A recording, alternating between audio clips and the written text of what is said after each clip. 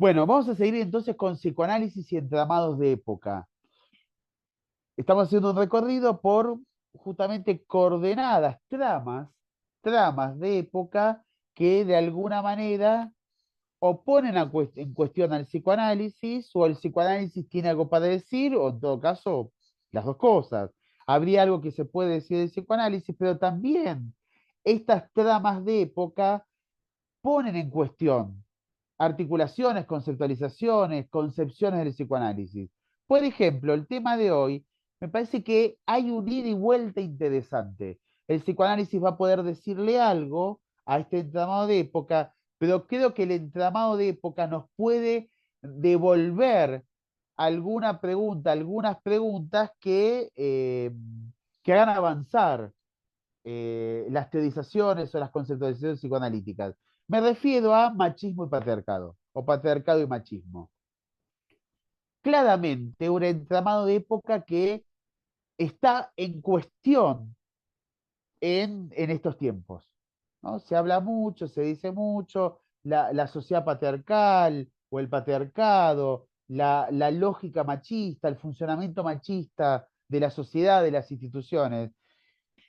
El psicoanálisis tiene un montón de cosas para poder pensar del machismo y del patriarcado, pero también, y esto vale decirlo, también la época nos devuelve alguna interrogación para que el psicoanálisis pueda también deconstruirse en términos de machismo-patriarcado. Lo digo de manera bastante directa.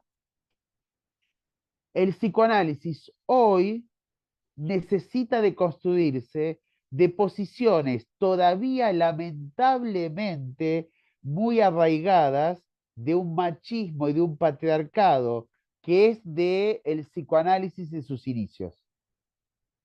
Tanto Freud como Lacan, porque son autores que han estado de alguna manera atravesados por las condiciones de producción de la cultura, del malestar en la cultura, han tenido lecturas, teorizaciones y fundamentaciones que son claramente patriarcales y claramente machistas.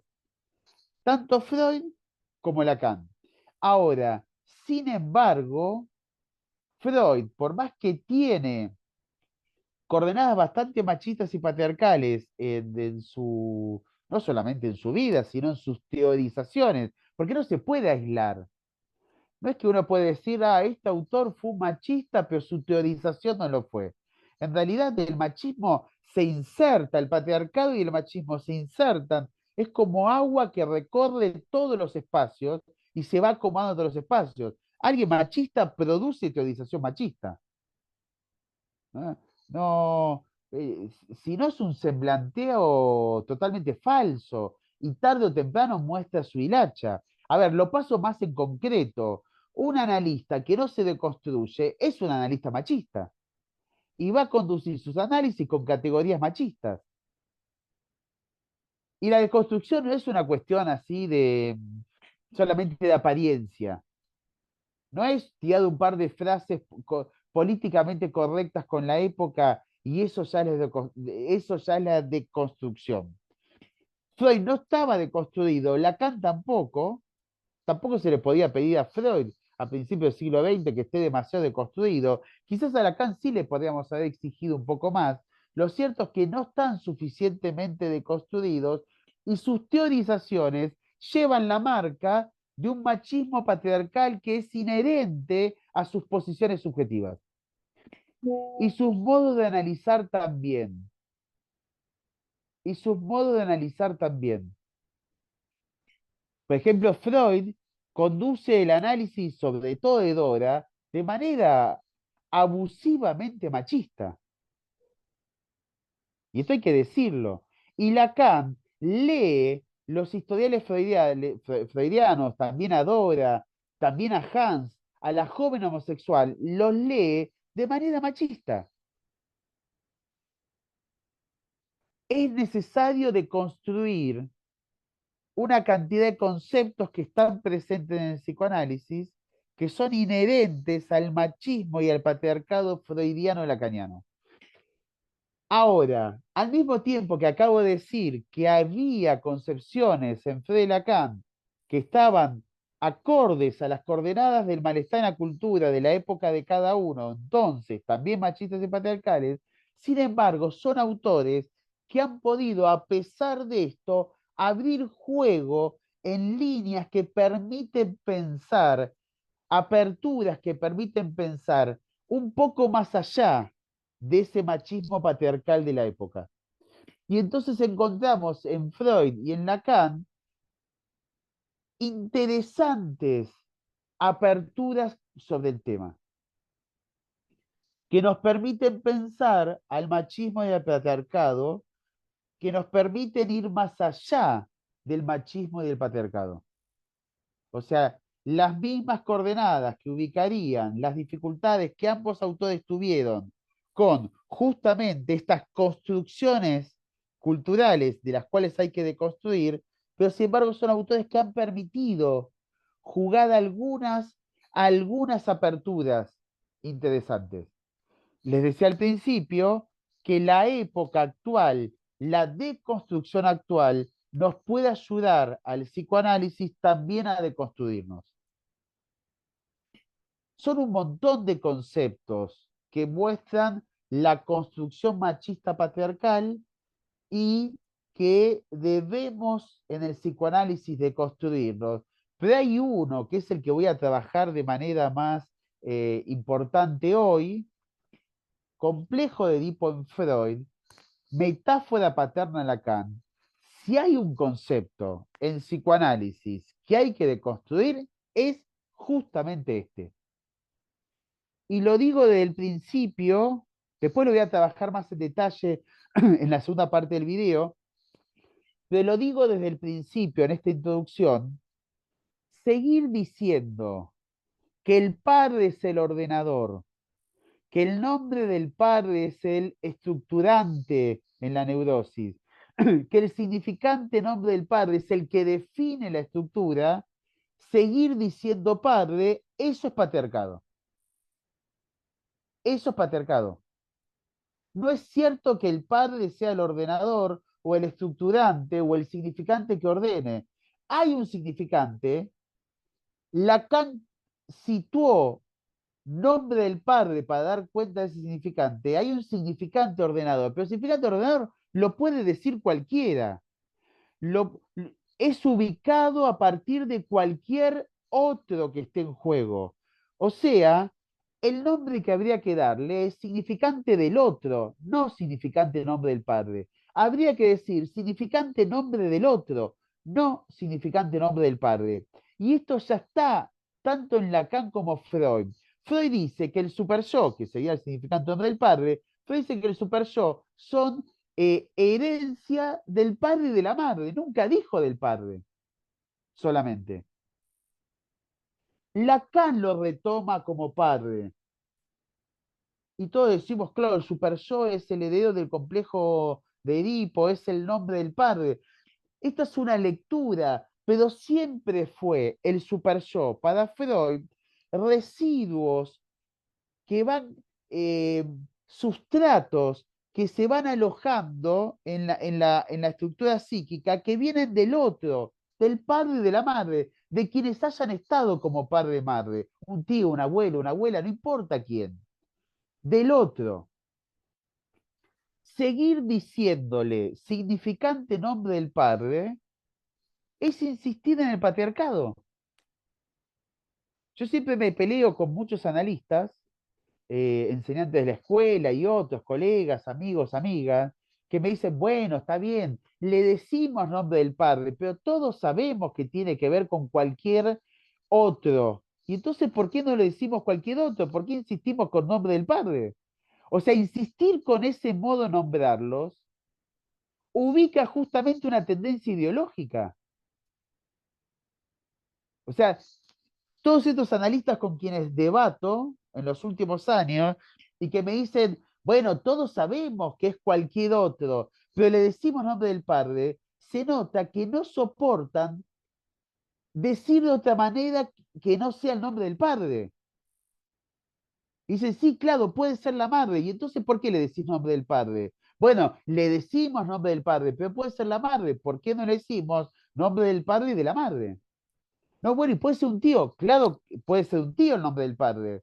¿Por qué no decimos nombre del padre, de la madre y del tío? No, bueno, decimos nombre del padre. ¿Por qué? Porque Lacan lo dijo así y porque padre es un significante elemental al patriarcado. ¿Por qué Lacan elige nombre del padre? Porque lo toma de la referencia religiosa. Lacan toma nombre del padre porque lo toma de la santiguación de los católicos, ¿no? Lo que los católicos hacen con la Señora de la Cruz, en el nombre del Padre, del Hijo y del Espíritu Santo. O sea, que nombra a Dios el Padre. Si eso no es patriarcado, Dios Padre, si eso no es patriarcado, el patriarcado, entonces ¿dónde está? Seguimos repitiendo sin darnos cuenta elementos que son sostenedores del patriarcado. Y cuando ubicamos el falo como elemento central en la economía libidinal, esto está en Freud y en Lacan, y cuando decimos que el falo siempre es masculino, esto está en Freud y Lacan, si eso no es el machismo, de vuelta. Y entonces, ¿qué sería el machismo si no? Sostener el falo como ordenador y el significante padre, nombre del padre como legislador, como ley fálica, son dos conceptos muy articulados en psicoanálisis. Padre, significante nombre del padre y falo, es sostener un ordenamiento cultural a partir del patriarcado y del machismo fálico. ¿El falo es importante en psicoanálisis? Sí, claro, pero no todo es falo. ¿El padre es importante en psicoanálisis? Sí, claro, pero no todo es el padre. Lo digo en términos lacanianos, lo digo en términos del último Lacan.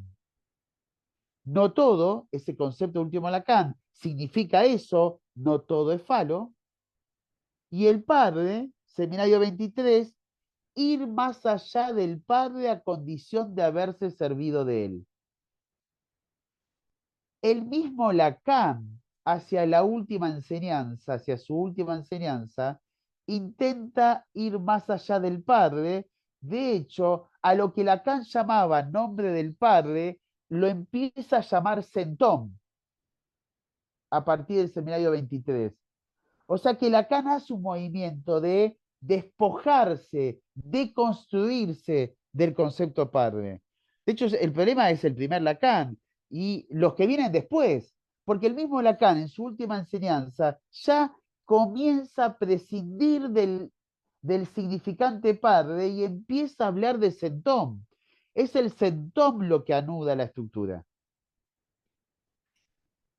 Y el mismo Lacan iba a tener un fallo bastante significativo, y el mismo Lacan comienza a ubicar que ya no se trata del goce fálico únicamente, sino que hay otro goce.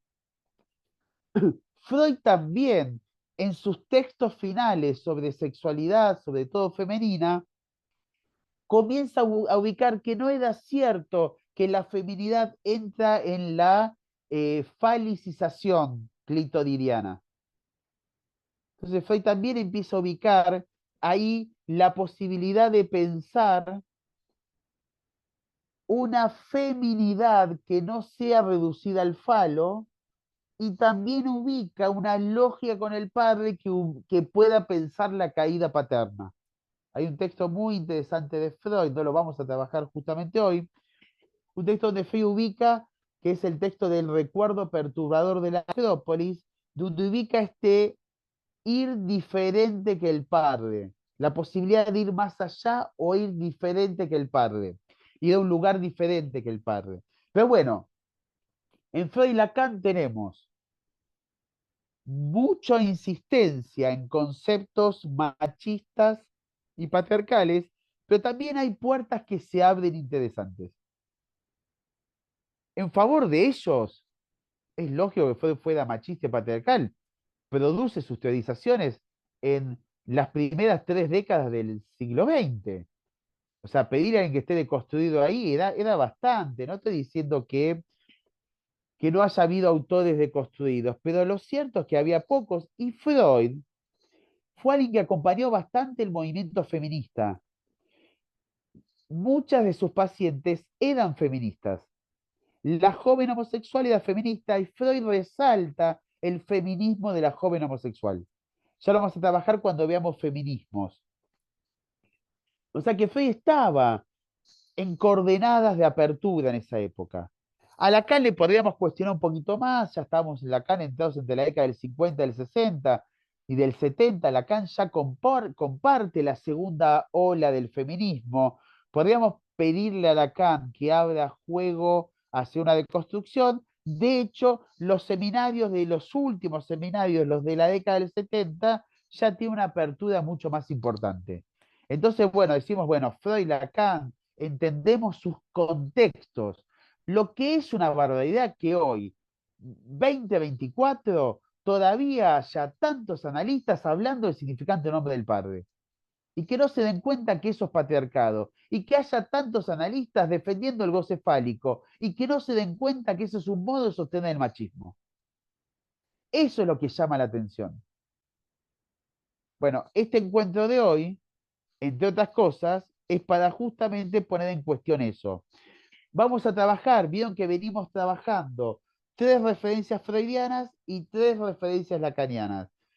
Para Freud vamos a trabajar la organización genital infantil, un texto de 1924, algunas consecuencias psíquicas sobre la diferencia anatómica de los sexos, otro texto de 1924, y vamos a trabajar Moisés y la religión monoteísta, un texto de 1939. 3 referencias freudianas donde vamos a ver, si se quieren, como esta ambivalencia freudiana, donde plantea cierta apertura al machismo y al patriarcado, pero que al mismo tiempo leemos un Freud que no se termina de deconstruir con eso.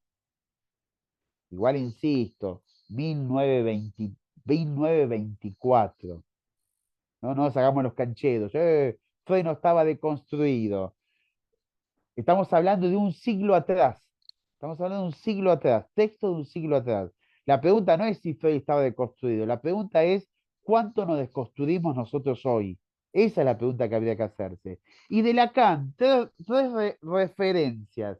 Al seminario 5, una referencia que es obviamente necesaria recorrer, que es el significante nombre del padre y la metáfora paterna, seminario 5, y después el seminario 22 y el seminario 25. Entonces, ese va a ser el recorrido que haremos hoy. Antes de cerrar este primer video introductorio, digo alguna cuestión muy rápida de cada una de estas referencias, luego vamos a profundizarlas en la segunda parte. Sobre la organización genital infantil, ese texto de 1924, Freud va a sostener que el falo es el que va a organizar las secuencias de desarrollo libidinal, es el falo, que el falo es para ambas posiciones, varón y mujer, ambas posiciones están reguladas a partir del falo, y entonces va a ubicar, ¿no? Esta famosa final del texto, activo, fálico, masculino, es la posición que va a estar dada por lo que Freud va a llamar posición fálica, la masculinidad, la posición fálica es primero activo, luego fálico, finalmente masculino, va a ser la posición que él va a ubicar del lado fálico, y la otra posición va a ser pasivo, castración femenino. Ahí Freud termina haciendo una divisoria de aguas alrededor del falo. O el falo se lo tiene y se lo sostiene, entonces activo, fálico masculino, o el falo está en aceptación de la castración y por lo tanto en pasividad en relación al falo y entonces feminidad. Esta posición alrededor del falo o al falo si lo tiene, o al falo en castración, que ha sido leído con mucha crítica por círculos feministas y demás, eh, no es tan ingenua en Freud. Freud no está hablando de tener el pene o no tener el pene, que es como se lo critica a Freud. Freud aclara desde el principio que el falo es una construcción simbólica de la cultura.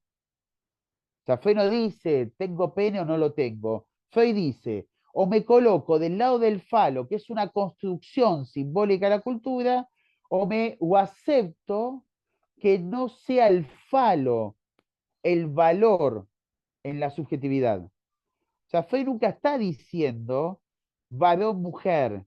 Lo que está diciendo es feminidad o masculinidad, que es lo mismo que decir falicidad, falo o castración. De hecho, Freud insiste que hay mujeres fálicas y que hay hombres castrados. O sea, que no es una cuestión que vaya hacia la división de los sexos, sino a los modos de posicionamiento alrededor del falo. El falo es un elemento valorado como coordenada de la cultura de acuerdo a cómo se ubica la subjetividad. Querer retenerlo o poder perderlo, falocastración, es donde se ubican las posiciones sexuadas. Lo que va a ser interesante que dice Fede del texto, que las posiciones que van a perder el falo, aceptar la pérdida de falo, son menospreciadas por la posición que sostiene al falo. Lo paso en limpio, los que se consideran fálicos, que sostienen al falo, agreden, se vuelven hostiles contra la posición que no toma al falo como elemento central. Y entonces ahí en el texto se puede entender por qué las violencias de género.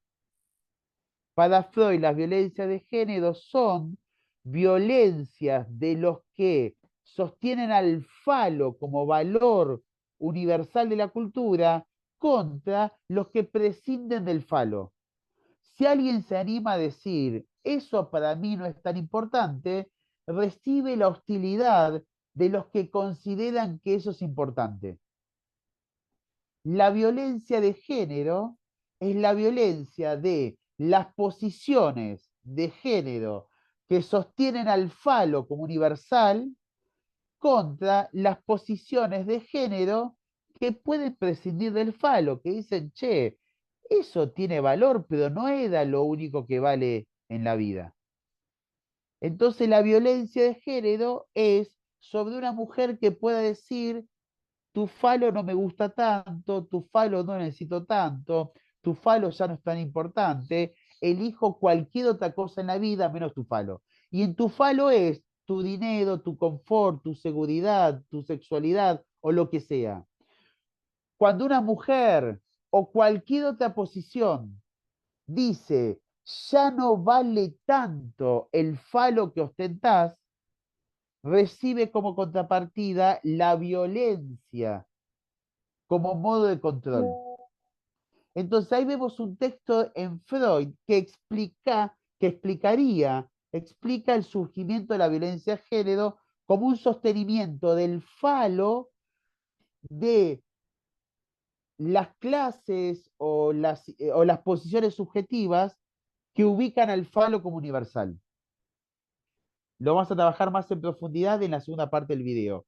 El otro texto, el texto de la organización, perdón, de algunas consecuencias psíquicas de la diferencia anatómica entre los sexos, ahí Freud vuelve a trabajar los efectos que tiene la feminidad cuando acepta la castración como condición, no cuando se aferra al falo. Para Freud, falo y castración es tomar algún elemento como variable fundamental o poder prescindir de ese elemento.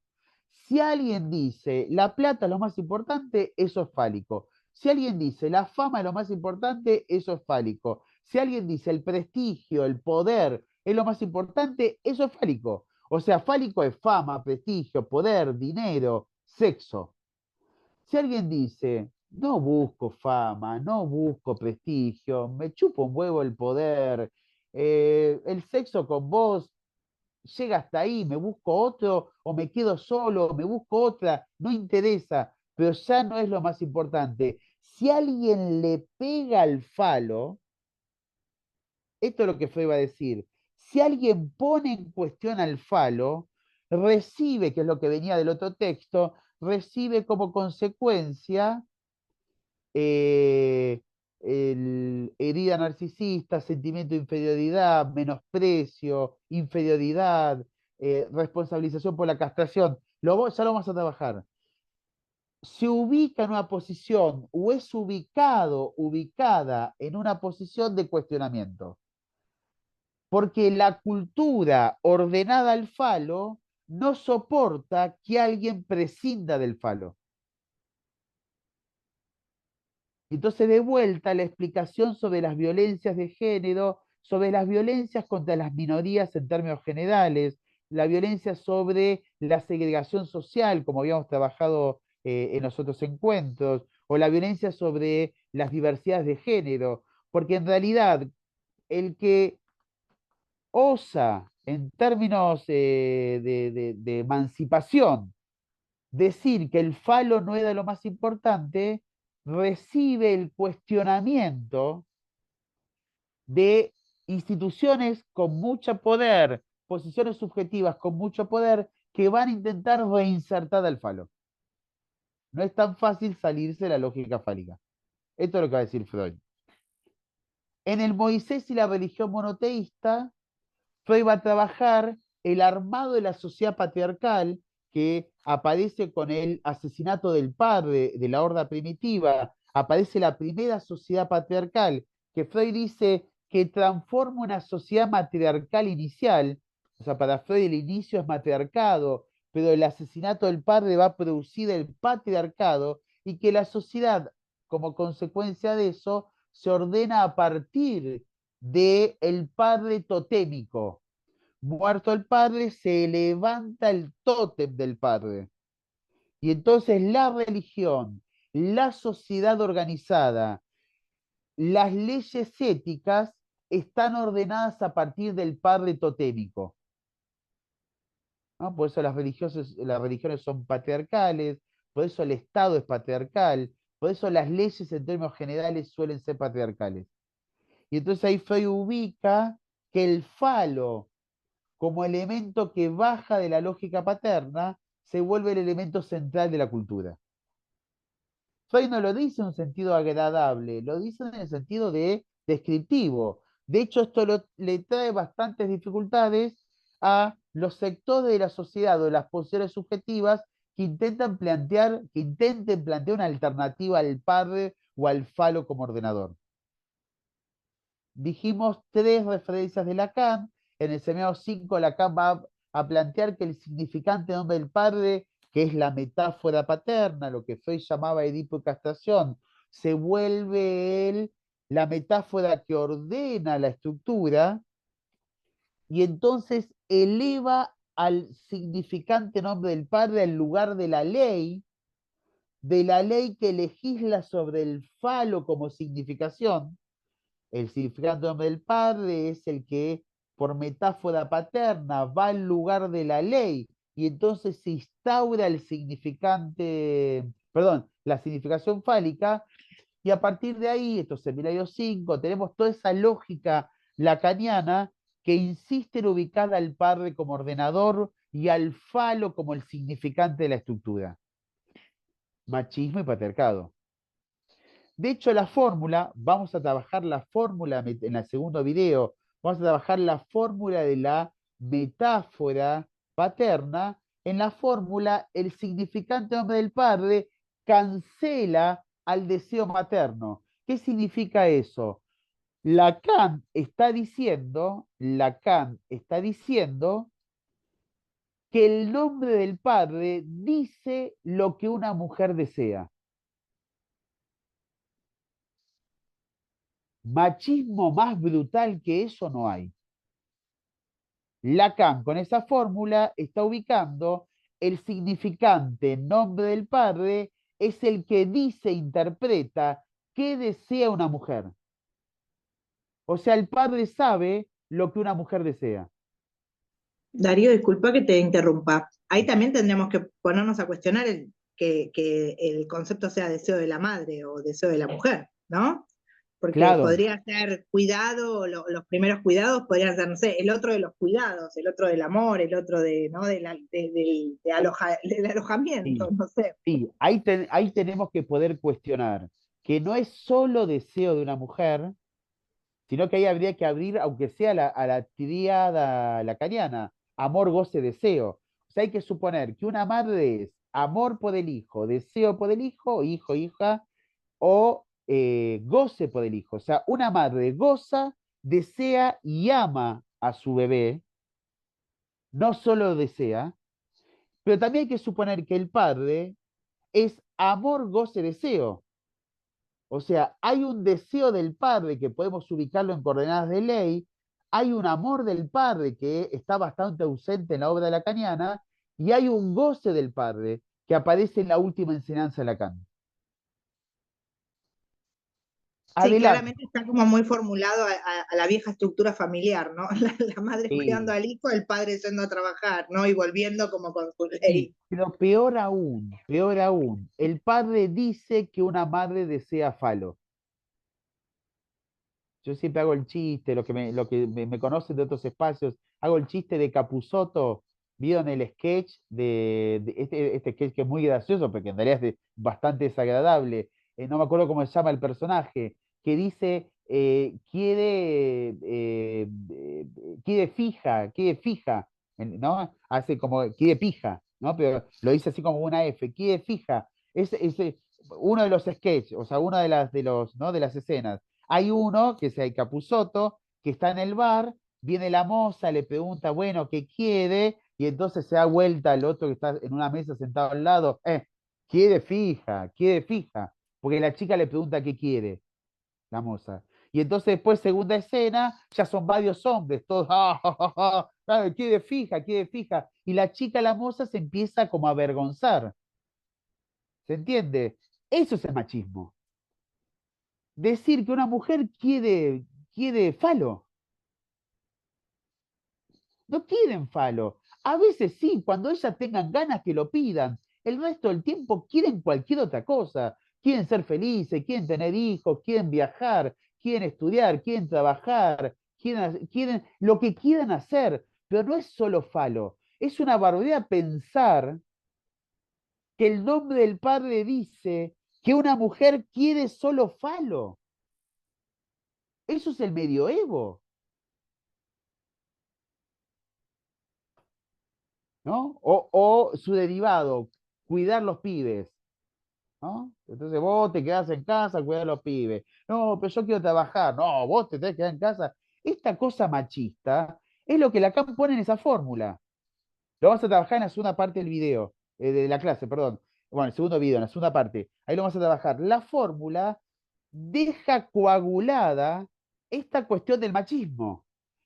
Por suerte Lacan se da cuenta y en el último Lacan pone que además del deseo materno hay un goce, como decías Valeria, lo llama eh, eh, estrago, el goce materno es el estrago, todas las madres son estragantes, poquito más, poquito menos.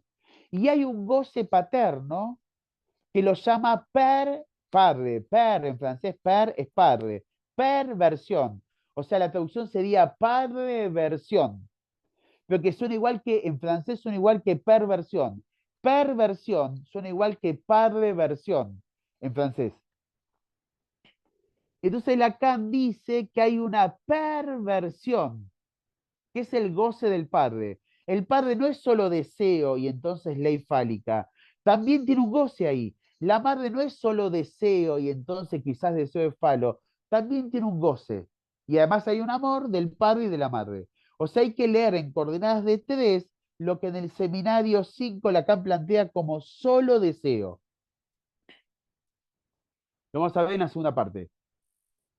Después vamos a trabajar en el seminario 22, bueno, justo lo que decía, en la clase 4 del seminario 22, la referencia de Lacan es clase 9 del seminario 5. La referencia del seminario 22 es clase 4 del seminario 22, donde Lacan trabaja justamente por primera vez la perversión. la perversión. Hay una versión de goce paterno. El padre no es solamente la ley paterna, no es solamente el padre que es ley en la metáfora paterna. El padre también es goce. Pero bienvenida a esta apreciación lacaniana que ya estaba en Freud. El padre no era solamente el padre del Edipo, el padre también era el de pegan a un niño. El padre pega. O sea, no es solamente el padre que dice no reintegrarás tu producto, o sea, que pone la prohibición del incesto y parricidio. Dice Freud, ya desde muy tempranamente, también es el padre que pega, y que el pibe, la piba, cuando son chicos, no entienden por qué el padre le pegó y tienen que construir fantasmáticamente me pega porque me ama. Es una construcción fantasmática, porque el padre pegó porque estaba nervioso, porque estaba frustrado, porque se quedó sin trabajo, porque está depresivo, porque quiere ver el partido de fútbol y el pibe le molesta. O sea, el padre también es un goce, porque llegamos a cosas insólitas en algunos análisis. Yo escucho a algunos analistas como si todo lo que venía del padre es bueno. ¿De dónde salió eso? No, bueno, el padre, porque la prohibición del incesto. Pero el padre también hay que leer, como decía Freud, la ambivalencia paterna. El padre siempre es bueno y malo, siempre tiene una versión favorable y negativa, siempre es el padre amoroso y el padre odiado, siempre, porque el padre siempre es ambivalente, decía Freud. Esta referencia del primer Lacan, de que el padre siempre está bien, de que la intervención del padre hay que ir siempre a favor, porque está ubicando la prohibición del incesto, esto es una mala lectura del primer Lacan. Hay cosas que hay que rescatar del padre, porque efectivamente son, como dice Lacan en el semanario 17, el palito que le pone freno a la boca del cocodrilo, que es el estrago materno, pero también hay que decir que el padre es un goce, que hay que poder trabajar ese goce, porque ese goce es torturante, es el goce que va al super yo. O sea que el padre es ley, deseo ley, pero también el padre es goce y es torturante. Entonces hay que poder trabajar, si quieren, la versión ley del padre, pero también la versión goce del padre. Y para finalizar, la capa ubicada en el seminario 25, cierta referencia a el no hay relación sexual como fundamento de la neurosis, el no hay relación como necesario para ubicar algo en relación al padre. O sea, tampoco hay, lo digo de manera más directa, tampoco hay relación con el padre. No es solamente no hay relación con la madre. La prohibición del incesto no es solamente prohibición del incesto materno. O sea, no es solamente no hay relación con lo materno y entonces hay que separar al hijo de la madre porque si no, se entiende, ¿no? Esta cosa que dicen muchos analistas. También no hay relación con el padre. Hay que poder despegar la subjetividad del padre. Porque ya Freud ubicaba el riesgo de quedar atrapado en la lógica edípica, es lo que Freud llama el Edipo invertido. El niño sale de lo incestuoso materno, dice Freud, pero queda atrapado en lo incestuoso paterno. También hay que separar del padre. Prohibición del incesto es de la madre y del padre. No hay relación sexual, es eso lo que indica.